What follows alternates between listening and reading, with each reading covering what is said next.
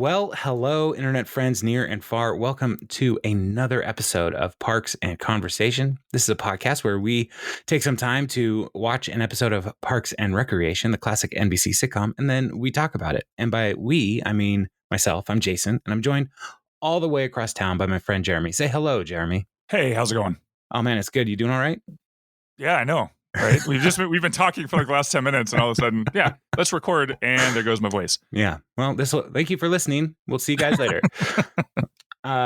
This is it's Friday, Jeremy, and I know everybody is wondering what's the weather like today, because we record on Friday, but we release on Thursday because it takes a long time to edit this. Mainly because I just don't want to do it right away. And then anyway, don't worry about it, listener. What is Friday weather? Friday's weather today in the greater North Road area is cloudy, but not raining right now. I understand that there's going to be some more moisture over the weekend, and that'll be fun. Hopefully, I would love. Sorry, go ahead. Well, I'm just saying, hopefully there's a window where I can get my son out to mow the backyard because the grass is too long, and I have doctor's orders not to do yard work. So, because of allergies. Well, back pain. There's various things. And yeah. I mean, my internet doctor just was like, yeah, sure. You got it, dude. You did the research, right? I did my own research and I got immunized from yard work. From yard work? Oh, I'm pro. Dude, mowing wet grass is terrible. It is. It's awful. Just gets all clumpy. But, we need to mow it now before it gets like snow. Frozen. Yes. And then like frosty, because then it's even worse. You don't mow frosty grass. Wait, you're not supposed to. Yeah, it's like grassicles. Huh. Well, this changes everything. Yeah. So there's 2 times of the year where I am like very happy about the grass situation. One is summertime around August when the grass dies, and it's all moss, and you can't do anything about it. And then the second time is in like January where it's frozen and it stops growing. I love that. It's just done. So anyway, that's neither here nor there. Well, it's here. It's here and there, depending on your perspective. Mm-hmm. And I was thinking about the name of our show, and it really is accurate. It is Parks and a Conversation. So, sure. Yeah, no worries about it. We'll get there. So this episode, season 4, episode 16.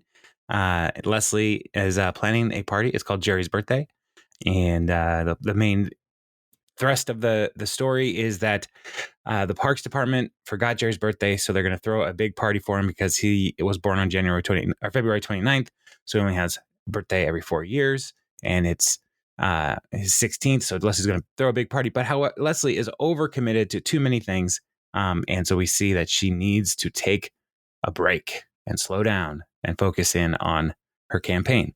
And so that's the tension point for the main story. And then as that story progresses, there are little stories along the way that are all kind of like wrapped up around Jerry's party. So we're just going to go straight through with the episode. And so that's that'll be fun. I off the top, I like this episode. Mm-hmm. I think it's a pretty solid episode. There's some good spoofs. There's a few things that annoy me. The campaign sign is arguably one of the best jokes in this episode, I think. And the worker at the sign store is fantastic. So yeah, what do you think about this episode, Jeremy? Yeah, I totally agree, and I love Donna's kind of story in this almost as much as any other part of this. Like the more we learn about Donna, like I love how they use her. I wish they would use her more, and she will get later in the show, but like in the series. But yeah, just every little new clue we learn about Donna is a lot of fun for me. So yeah. It is good. And one thing I hate is when people say not to be that guy, because it's like, well, now that's just an excuse for you to be that guy. But not to be that guy, but the episode name is actually Sweet 16. Oh, sorry. My bad. No. And the only reason why I bring that up is not to be that guy, but because it's episode 16 of season 4, and it's Jerry's Sweet 16 birthday, which happens every 4 years. Yeah. Season 4, episode 16, Illuminati confirmed. It's fantastic. And you You don't believe in the Bible code. All right. Thanks, Dan Brown. Yeah, that's a different thing, but that's for our conspiracy podcast. We'll get to that later. So, or is it? That's what I want you to believe. That's for Patriots only. So let's jump in and talk about this episode. The cold open starts with Anne coming to see Leslie to ask about a poster for her campaign. And Leslie promptly says, no, we can't do that. And they go outside to talk about it because, as we learn through her Leslie's talking head, as a city official, she cannot do any campaign work in City Hall. So she has to go outside. And so the cold open is her balancing this back and forth between going outside and inside. And the end of the cold open is her standing at the doorway talking to Ben and April at the same time. They both have questions for her and she's going inside and outside, and it's super annoying. Mm-hmm. One of the problems with this is I don't understand why they couldn't just like block out an hour and say, here's a campaign hour, go. But whatever. All that has to be done in real time. Yeah, it sounds really urgent that Pert Hapley wants to do a Thursday interview now. So Pert Hapley wants to do Thursday now. Like, instead of whatever day it is, he wants to do Thursday. And is Pert that busy that he can't wait a couple hours to hear back from Leslie? I don't think so. I mean, he's talking about his favorite animal is a doggy. So that's the tension point. And Ben and April are out there talking and trying to get Leslie's attention. And Leslie tries to make it a game. Like, look, out here is campaign, and inside is parks, and back and forth. And April's like, oh, you know what else would make it more fun? And Leslie says, what? And she goes outside, and April just closes the door and locks her out, which I totally get April in that moment. So, well, how come it was okay for her to have all those meetings with her campaign managers when earlier? She had them? Yeah, they're using like the rooms at City Hall to have their meetings. It was fine then. Yeah. So I think they are just trying to create some tension. Oh. But it is a rule, like, you are not supposed to campaign. It is a American government rule that you're not supposed to campaign on government property. Mm-hmm. So that was one of the big problems in 2020 with the Republican National Convention being on the White House lawn. That was a bit of a challenge to that whole rule. So, hey, no one's using it. Yeah, there's a reason. Yeah, no one's using it, and everybody got COVID. So it's fun. Oh, our country is fun while it lasted. So, So then after the credits, Ron is sitting down with Leslie saying, you have to take a leave of absence from the department. You're too busy. And Leslie is resisting to this idea because she can handle it, because even when she becomes city councilor, it's just a part-time job. So she can keep her full-time job in the parks department. And so she's rationalizing all this, but Ron points out that campaigning is a full-time job, and you're doing 50 hours in the parks, 50 hours campaign. Like, it's too much. You need to take a break. He starts pointing out the things that she's missing as things are slipping through the cracks. One is she forgot the parks maintenance report. She does every week and she forgot. And he also points out that she's worn the same sweater for 4 days in a row. And Leslie's like, what if I own 4? He's like, you don't, because you have a lollipop stuck to the back. And she's like, that's what the style now. It's called lollipopping. Oh, it's not. And then Leslie says, or Ron tells her just straight out, you need to take a sabbatical. And this is my first gripe with this episode. That is not the term they want to use to take a sabbatical. Like, a sabbatical is about rest, right? It's Sabbath, rest. So it's not to take time off to go do other work. She needs to just take leave. That is the word they need to use. You need to take a leave of absence, which they started with, and they should have just stuck with it, because this, anyway, bothers me. And so, I love how Leslie says, like, you know, I accept your apology. I will not be doing that. right. He's like, I will not take a sabbatical as we agreed, and we will never discuss this again. So yeah, that's Spoilers. It gets discussed. it does. It comes up. In another one of my favorite parts of this episode, which I will get to. So, yeah. So then the next scene, Tom is coming over to Anne's office and has a gift for her, and it is matching his and hers Kangol hats. Well, it's definitely his and hers Kangol hats. I mean, matching in, They're the same hat. They're the same hat. Embroidered. Right. Anne's says Tommy's girl, and Tom's says Tom. So, and Anne points out, why not Anne's man? And Tom's response to Anne is, nobody owns me, Cupcake, not even you.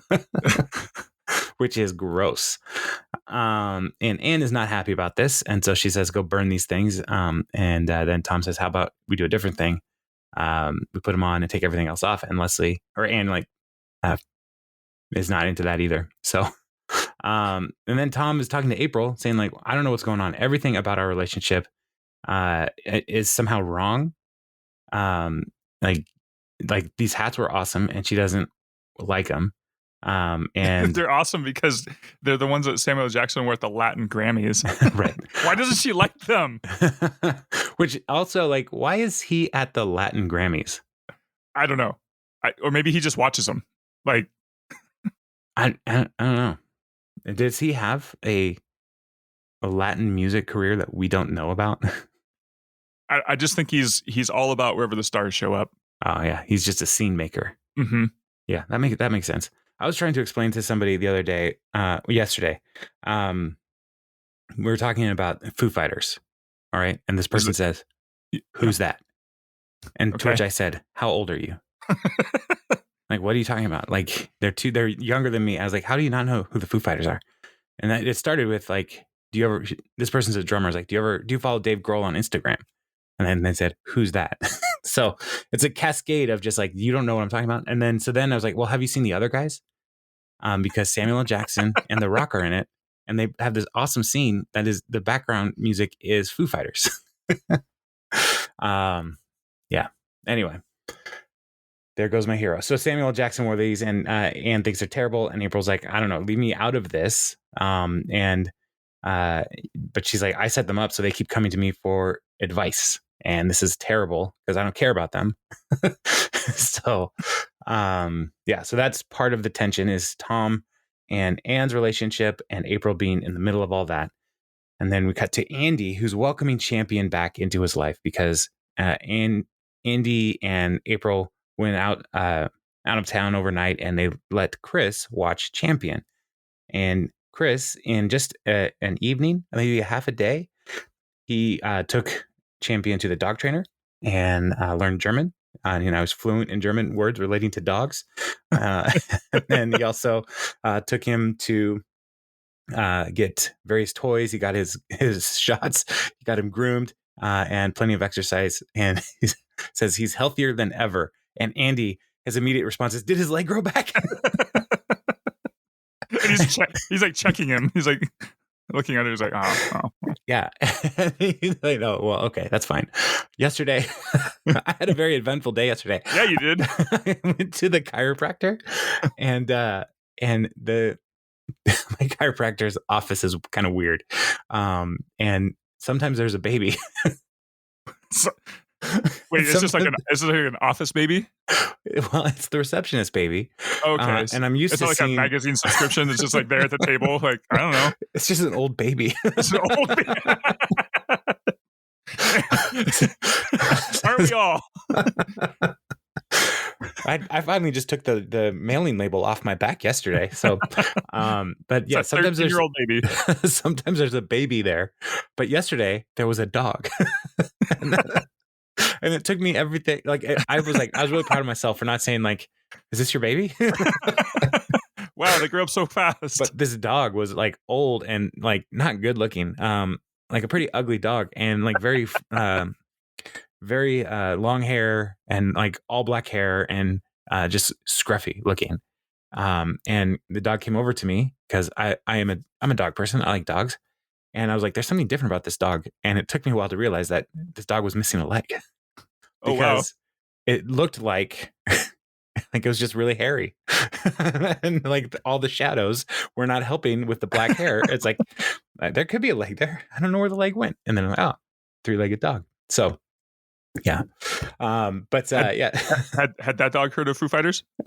I did not ask the dog if Okay. but they probably do because they play KZOK in the lobby there. For those who don't know, KZOK is the classic rock station.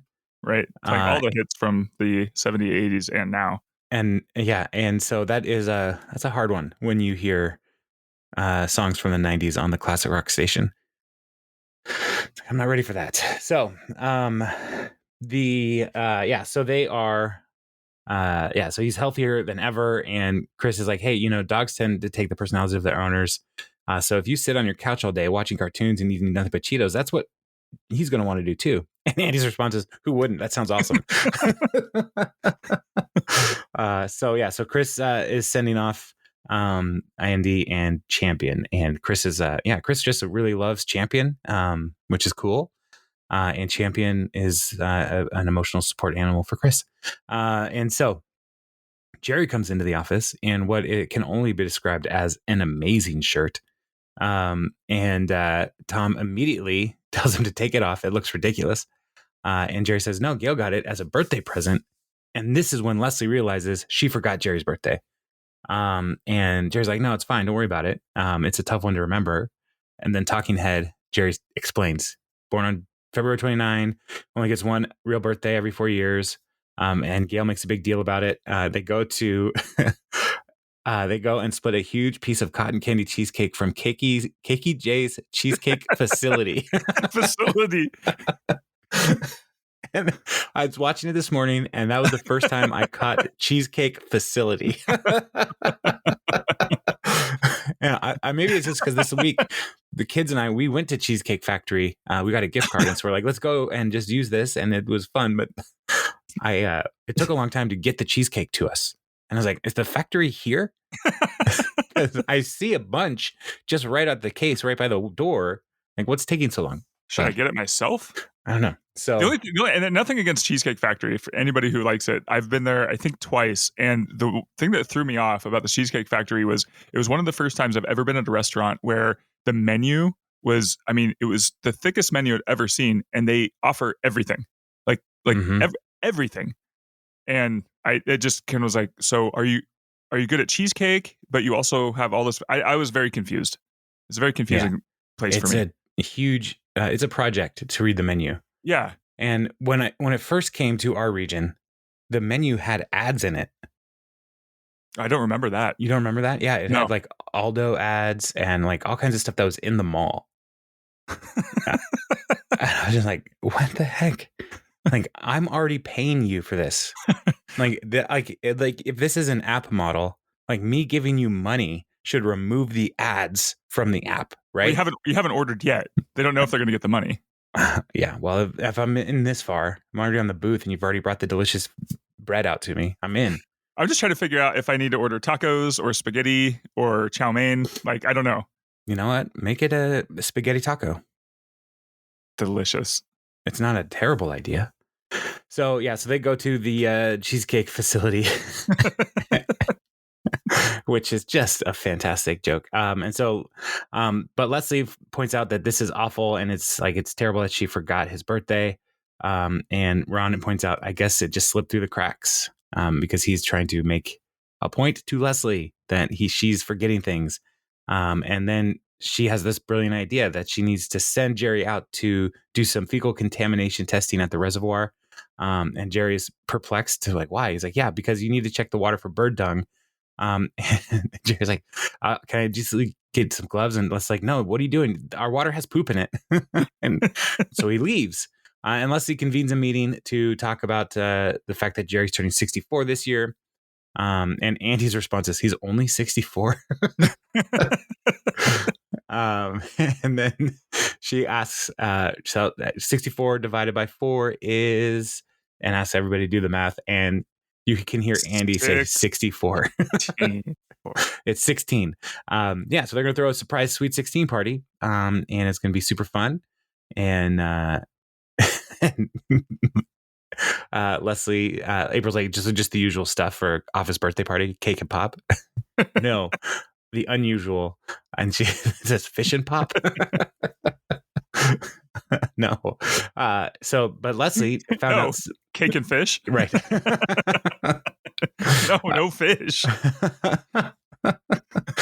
But Leslie has found out that they can do a very special event at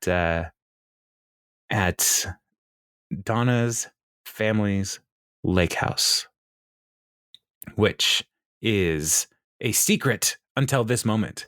And Donna is surprised. How do you even know about that? And then Donna has a talking head, one of the rare Donna talking heads at this point, where she talks about their lake house, and they keep it quiet because they're not big on hospitality. The Meagles are a cold people. And I love later on when we learn more about the Meagles.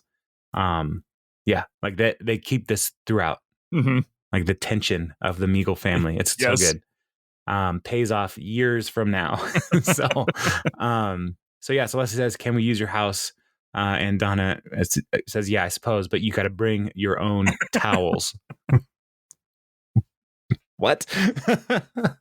Like, it's not a hardship. Bring your own towels, but it is still a very peculiar, specific request. Bring your own towels. So they get to the house and they're amazed. It's really beautiful. And she gives the rules: no dirty shoes. Upstairs is Meagle house only. You can't use the hot tub. And there's a screenshot of the actual rule sheet that she gave out, and the very first one was no children, absolutely no children allowed on the premises. Yeah, which if I had a house like that, I would probably have that same rule, which would be a real bummer for my children. But it's my house, not theirs. They can get a job. So then Tom notices something and says, "Is that Genuine? Why do you have Genuine's platinum record on your wall? Why do you have a photo with Genuine at some place?" And this is where Donna points out that Genuine is her cousin. Yes. And Anne, like me, the first time I watched this episode, said, "Who's Genuine?" I had no idea who Genuine was. Oh, Pony? Well, I know now. So yeah. Battle. So Tom starts pointing out like the song Pony differences, and is like, it doesn't understand how Anne can't know who Genuine is, and his response is, "Well, I know that he's Donna's cousin." So this is a part of Tom's oh no-nos list, and not knowing 90s R&B music is number 3 on the list, to which I would like to see the rest of the list, because I want to be not like Tom. The anti-Tom list. So this will help. So this is going to be a moment of tension for Tom and Anne. Chris comes to the house and sees Champion, and he starts to give Champion German commands for the training class that he went to. And he sits and he raises his paw. He does all kinds of fun stuff. And Chris is like, "Andy, would you like me to teach you how to do this?" And Andy then mumbles things. Says toxic, Merkel, and nothing happens. And so we see Champion is responding to Chris, and Andy is overwhelmed with the idea of training a dog already. And so Leslie is on the phone in the next scene, talking about campaign promises and stuff, and pointing out how she's totally multitasking, and she's going to show Ron all that is awesome about that she can do it all. Then they party's all set, and she asks April, "When does Jerry show up?" And April says, "I don't know. How would I know?" And Leslie says, "Well, who's supposed to invite Jerry?" And then she realizes she was supposed to invite Jerry. And that's not a good thing to not invite the guest of honor to their own birthday party. So her and Ron go to get Jerry. Maybe she should take a sabbatical. Yeah. But again, he refuses. So then, as they're driving, she says, I have a prediction, Ron. By the end of the night, you're going to take a bite of Jerry's cake, which incidentally, we need to pick up on the way home.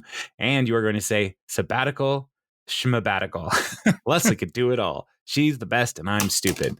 And Ron, I love Ron. That sounds like me. I love his attitude for this whole thing, honestly, because he's trying to continually point out to Leslie, but without being mean, right? Like, he's still trying to convince her, you really, really need this. He has her best interest in mind. Right. But he has to point it out or else, just kind of like keeping score. I don't know. He's doing it in like the friendliest way possible. But yeah. Well, it's also like a bit passive aggressive. Like, oh, for sure. 100%. He is her boss. And he could just tell her, right, you're doing this. But I don't think he wants, like, he doesn't, it's not that he can't. I don't think he has any problem, but like, he needs her to like take ownership of it, Like, yeah, he knows she's a force of nature, but if she decides to do it, then it's going to be a lot better for them. Right. Good point. That's what I think he's trying to do. You convinced me. Okay. All right. So then Tom comes to Anne and starts asking, some important questions, starting with acceptable thread count for sheets, which I don't know. I don't know what I don't even know like what a thread count is. I mean, I know it counts threads, but why? Per square inch. The more threads per square inch, the smoother and silkier it is, the more comfortable it is. Huh. Interesting. Okay. So he starts at 1,000, works all the way down to 600 and is perplexed that Anne is not stopping him at 600, to which she points out, I have those cotton t-shirt sheets, which that sounds about what I've got going on. I mean, is it weird that I still have a Smurfs sheet? So I don't. And then Tom he goes and talks to April about the things that Anne has a problem with, which is she's never seen a Paul Walker movie. She doesn't care about Blu-ray. She's a monster. I love how Tom is the one who says, April, this is serious. No, it's not. No, it's not. You just said Paul Walker movie. Yeah. And so April is just like, well, just break up then. Like, this is, you don't like everything the same. So, break up. And Tom again points out, I have more Uggs than she does. And so April is annoyed, and she was getting sick of listening to them talk about their relationship. But then she remembered alcohol existed. Thank you, alcohol. And so she's going to get wasted throughout the episode to try to numb the pain of listening to Tom and Anne. Leslie and Ron show up at Jerry's house and start calling out to him. And Jerry tells them to come into the bathroom, which, why would anybody do that? Why would anybody go into the bath? Anyway, that was one of my problems with this episode. So they find him in the bath with reading a book and drinking wine. And it was not a thing I wanted to see. And so Leslie says, there's a parks emergency that only you can help us solve. So we need you to get out of the tub. Let's get going. And Jerry's like, oh, I got to get dressed. And Leslie just wants to, no, there's no time to get dressed. And Ron then says, there's time, Jerry. There's time. And so then they're in the car.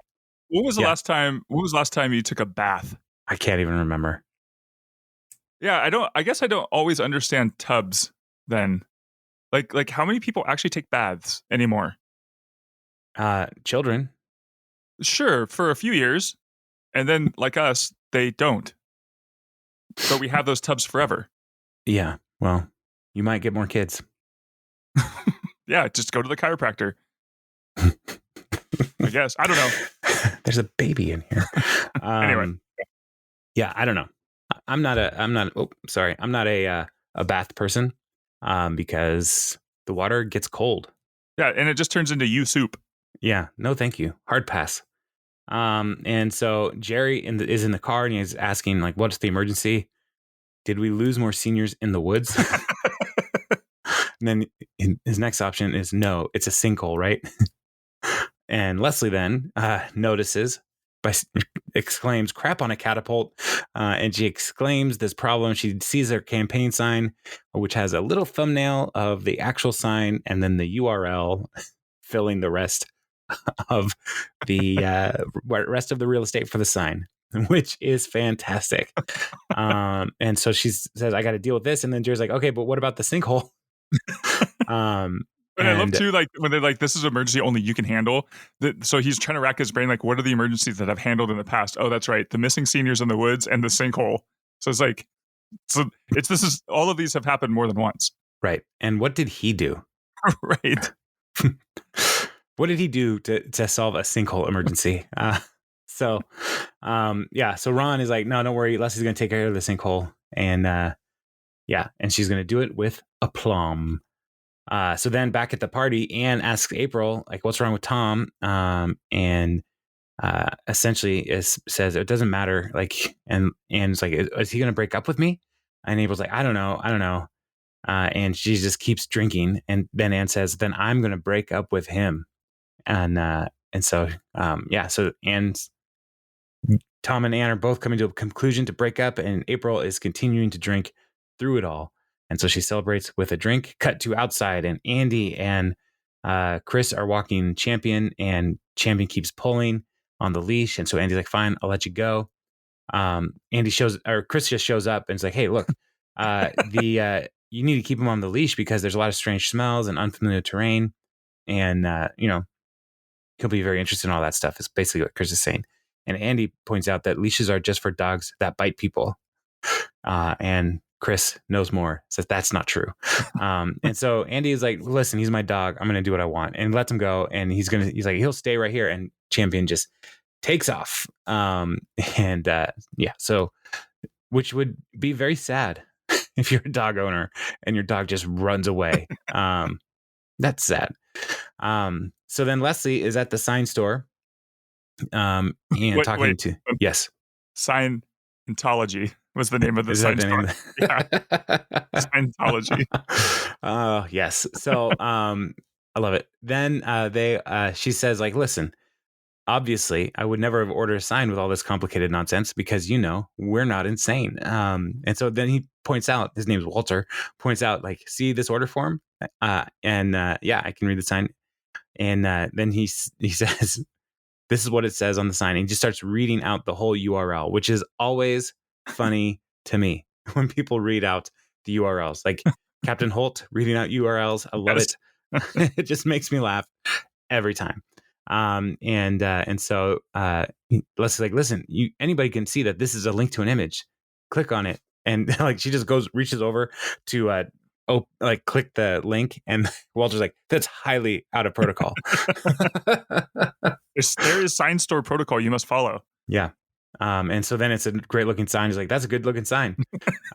Should use that one. So this is going great for Leslie. And then Anne and Tom have their moment where they confront each other, and Anne's like, you're going to break up with me. And Tom again points out more problems. They consistently disagree on who wore it best. She still uses an iPad 1. She reads books all the time. And then Anne points out the problems that Tom takes her to terrible movies and talks through them, put 20-inch rims on his Volkswagen Golf, and insists on being introduced as the brown Gosling, to which Tom says, everything you said makes me like me more. Hey, there's more things for your anti-Tom list. There's more? No, I'm just saying, like, I don't know, like, I know they're not Tom's no list, but like, right. Here's more, like, yeah, don't put 20-inch rims on your Element. I won't do it. No worries. So then Anne's like, listen, I can't take it anymore. I'm breaking you two up. You're done. And she's so drunk she can't really stay upright. And so they're like, we need to get you to bed. So she's super annoyed. She's drunk. But Yeah, they're going to get her to rest and to recover. Cut to Leslie, and she's replacing all the signs for her campaign that are misprinted. Now, this is part of the problem that I have with this episode. Why is Ben not doing this? Ben is just at the house. Well, yeah, because Leslie was just supposed to be gone to pick up Jerry. I know, but Ben should have been the one to oversee the like ordering of the signs in the first place. As campaign manager, yes, Yeah. I agree. But Yeah. I don't think he knew about it. And also in this episode, phones just didn't exist. So there were no cell phones in this one. It really bothered me. I was like, except for when Leslie's on it. Ben is literally doing nothing. Yeah. For this whole episode. So anyway, that bothered me. Because Leslie can do it all. She doesn't need anybody. I know. I mean, that's the narrative reason. Yeah. But the practical reason is super annoying. And so Leslie is putting all the signs out. Got them back in people's yards. They picked Jerry up for the sinkhole emergency. They briefly ran out of gas and then walked to the gas station, got more gas, and now they're all good. And Ron's like, "Yep, you're doing it all." And Jerry's, "Well, we didn't get drugstore for my liver medication." And then Leslie just blames him. "You should have thought of that before we dragged you out of the bath, Jerry." And he just goes, "Yeah." And then like he knows it's my fault. Like, yeah, you're right. I should have been ready for any emergency. And then they arrive to Donna's family's lake house. And Jerry's like, "Wait a second. This is clearly not a sinkhole problem." And those like, once we open the door, everything will become clear. And she yells out, "Surprise!" And nobody's there, but Ben like pops up from behind, from under the couch, from laying on the couch. He's like, "Huh, surprise." Because he was asleep, because everybody went to bed because they were gone for so long. And so Leslie says, "Wake everybody up. We're doing this." And Ben's like, "Well, also, everybody's either in bed or out looking for Champion." Oh yeah, Champion ran away. So so they are going to throw this party whether or not people are into it, because it's as Leslie says, we're going to throw Jerry an amazing Sweet 16 surprise party, no matter how agonizing it is for all of us. That's the spirit. And then Andy and Chris are out looking for Champion, and they're calling out to him. And Andy is just like, "Look, there's something I need to tell you. I ate one of the soy bones. It was really good. I was going to give it to Champion, but it just looks so yummy." The point is, I'm a terrible dog owner. That's the conclusion. So it's like, when we find Champion, you should just take him. I can't take care of him. And Chris is like, "No, you rescued him. You gave him a home. That's amazing. Mm-hmm. He's your dog." And he's like, "If you just call out to him, I'm sure he'll come." So he starts calling out. He's like, "Maybe you should sing." And so he starts singing, and he makes up a song about Champion. And I know everyone's like, a lot of people say he always kind of goes to like a Dave Matthews, Eddie Vedder thing, but this was so spot on, like 90s or early 2000s band Creed. Oh yeah. Oh my gosh. Yes. And if you've not heard Creed, like, please go look them up and then quickly forget about them. Yeah. "Can you take me higher?" But the lyrics that Andy sings are captured for us here. "Champion, you're lost, and soon you'll be found. I rescued you from the pound.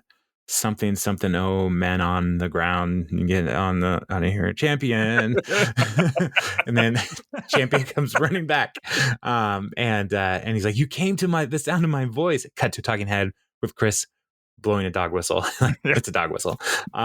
So which, why hadn't he used that so much earlier? I don't know. Maybe that was your pet peeve. Yeah. Pet peeve. Yeah. We're winning. We're winning at something. And then so they rescue Champion, which is wonderful. And then Tom and Anne wake up April. And April recognizes that they are like close. And it's like, "Why is your arm around her? I broke you up." And like, "We got back together because of what you said." Like, what? And you pointed out that we're arguing about stuff that was stupid. And so we talked it out, and I apologized. He apologized, and everything's great. Thanks. And he was like, "No, I'm drunk. Don't listen to me." And so, so their relationship is continuing for no good reason. And then they're having the party, and Jerry he's very thankful that people threw the party. And Leslie says, "All right, everyone, go around and tell their favorite Jerry story." To which Andy starts laughing. He's like, "Oh man, I got one." And Leslie then says a positive one, and everybody shuts up. And Tom uses this moment to talk about his birthday, but it's also about being so much more than that, because Tom and Ann are back together. Their new relationship mashup name is Tan. And Ann says, "That's over." So, okay, Haverkins it is. And then Donna has an opportunity to toast Jerry in memory, and she says, "I would like to address the fact that number 7 says no pets, and yet there's a 3-legged animal in my living room." And then Ron's turn is, "Jerry's work is often adequate." And everybody kind of waits for him to do more, and he's just like, "That's it. That's it." Ron is honest. And then Chris he has an opportunity. He says, "Jerry has a wife and 3 beautiful daughters, a full life, and that's amazing. April and Andy have Champion, and that's amazing. I have a stepbrother who lives in London and 2.8% body fat. And that's it." And that's it. And he just sits down. He's like, "Oh man, that was a bummer." And so then cuts to Jerry, and Leslie has fallen asleep on him. And Jerry's like, "Guys, what do I do?" And so they're like, "You should probably just sit here and not move. She's really tired. Just a few hours." And so Ron is in the kitchen talking to Donna, holding up 24 eggs. Says, "Is this all the eggs we have?" And Donna's like, "Yeah, what are you making?" And Ron's response is simply, "Eggs." It's like all these eggs. And then next morning, Ben comes to wake up Leslie, and he's like, "What happened?" And Ben just responds, "Well, you slept with Jerry last night." Technically the truth. And so Ron and asks Leslie to go outside. And this is one of my favorite parts of this episode. Ron's shirt is awesome. Like, I love Ron's shirt in this part of the episode. It's like a plaid, blue and tan and brown. It's fantastic. It's maybe my favorite Ron Swanson shirt. Every time this episode comes up, I point it out. I love that shirt. And it's Lake Cabin Ron. Yeah, it's fantastic. It's such a good shirt. So anyway, so Ron then points out again, you need to take a sabbatical. And then Ron gives a very important story. And says, "I used to work in a sheet metal factory, but then I got a job came along at the tannery. The hours were better and I would get paid. Also, I'd have the chance to work with leather both before and after it was on the cow, which had always been a dream of mine. I didn't want to give up my sheet metal job, so I tried to do both jobs and finish middle school." "How old are you?" 11.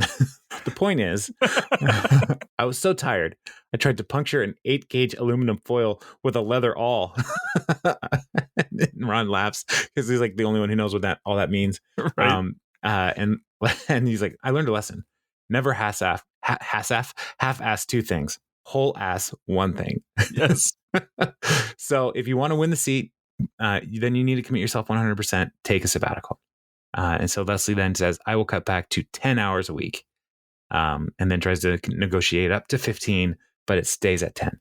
And then April cuts to the credit scene. All right. And then April and Andy are in the office, and she's like, "I can't believe Tom and Ann are back together. They're going to keep talking to me about stuff." And Andy says, "That's a good thing. They want to talk to you because you're important to them," which is nice. Like, Andy has a moment of like lucidity here. Like, yeah, that is a good thing. They like April. And while April thinks she doesn't like anybody, she does like people. And then also Andy says, "Chris is lonely, so I told him he could borrow Champion whenever." Borrow my dog whenever. And so Champion and Chris are in the courtyard outside of the parks department, and Champion is licking Chris's face, and Chris is loving it. Oh, yeah. I don't like getting licked by dogs. Yeah, well, I'm sorry. They lick their butts.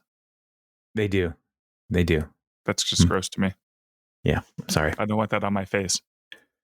Or well, Chris's they don't have face. to lick your face. I know, but yeah. I'll get over it. All right. Well, good luck with that.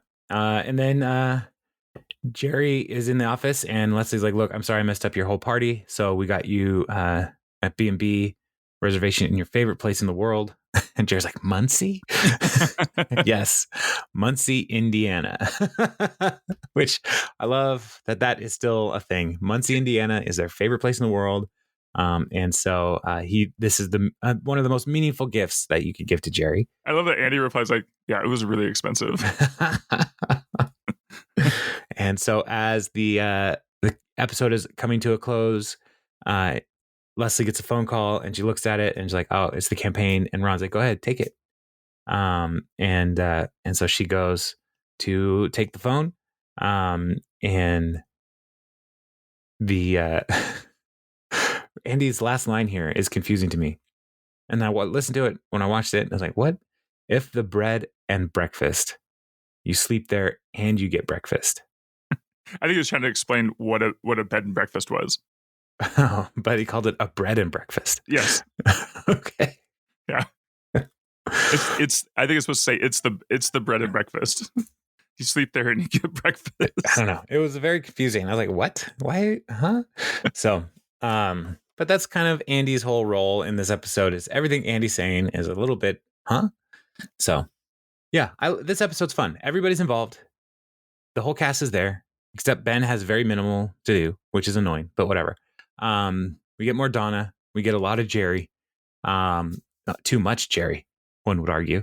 Yeah, so all in all, good episode. Jeremy, any other closing thoughts on this episode? Yeah. Oh no, just the end of like that knowing look that Leslie gives, Ron as they're leaving. Like she's seeing everybody doing their thing, and then she's on the phone, moving forward. Yeah, there was a few kind of trivia things I thought were kind of interesting. I got Chris Pratt can speak German, I guess. And then Rob Lowe does an impression of John F. Kennedy when talking about Champion, and he played John F. Kennedy in Killing Kennedy. Oh. Yeah. And Jerry had just turned 50 right before that episode, so not 64. Yeah. You know what is surprising? I'm gonna do an internet search real quick here. Okay. I just searched for Wikipedia because Okay. I'm firing awesome. Did you search for Google first? So no. Search for Wikipedia? No. There's an older lady in our church who when she first got Facebook, would often her Facebook status would just be Google. Oh, that's cute. Yeah, I'm looking up Rob Lowe and Jim O'Hare, their birthdays. All right. Jim O'Hare was born February 4th, 1962. Rob Lowe, March 17, 1964. 2-year difference in their age. Wow. I cannot believe this. Every time, like that information comes back into my brain immediately rejects it. Well, how about this one? He's actually 9 years younger than his wife on the show, Christy Brinkley. Shut up. It's dead serious. What? Yeah. Come on. The internet would never lie to me about that. Where did you find this? On the IMDb's. Oh, see, I went to Wikipedia. Spoilers trivia. Oh my gosh. That's true. Wow. I check my facts, at least on one internet site. Oh, crazy. They're both born in February, too.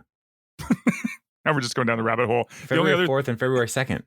The only other thing I wanted to say is that Ron goes back in the opening scene, which I didn't need IMDb for this, but I'm almost 100% positive that the canoe that Ron paddles by in the opening shot of the lake house is the one that Nick Offerman built himself. He's very, very proud of that canoe. Yeah. Well, it's a good canoe. I mean, the name of his book is Build Your Own Canoe. He has another book that just came out. Oh, he does. About walking around outside. I don't know what it's called. Make your own boots. No, but maybe he learned that in the tanner shop. So yeah. Yeah, no, this is awesome. I thought it was a fun episode. It was pretty light. The campaign, the story, all the plots don't move forward a lot. But again, it was more of one of those kind of growth episodes. So Mhm. you got to kind of trade off growth and plot sometimes, or the overarching plots of the season. So I like these ones. They're kind of they're fun. So Yes, concur. that is what I have to say about that. Good. All right. Well, I mean, yeah, good episode. Next week, what are we looking at next week, Jeremy? Looks like we are doing a campaign shakeup. Ooh. Leslie and Ben had their work cut out for them when Bobby Newport hires a Yes. Washington professional as his campaign manager. Oh man, Agatha. All along. It was Agatha all along. Catherine Hahn. Yeah, she's very funny in her arc on the show. So, yeah, there you go. Oh man. Okay, I'm excited. Yeah, Catherine Hahn is a great character. We get more Bobby Newport stuff going on. Oh man, so good. Chris Pratt is in it. Yeah, he's funny. Yeah, watch out for him. He's a star on the rise. I think he's going to be okay. Yeah. All right. Well, y'all, listener, thanks for going down this road with us. Yeah. Your heart is true. You're a pal and a confidant. And if you threw a party and invited everyone you knew, Leslie would probably be too busy to go. Just FYI. Until next week. Yeah. All right. I'll talk to you later, man. Bye.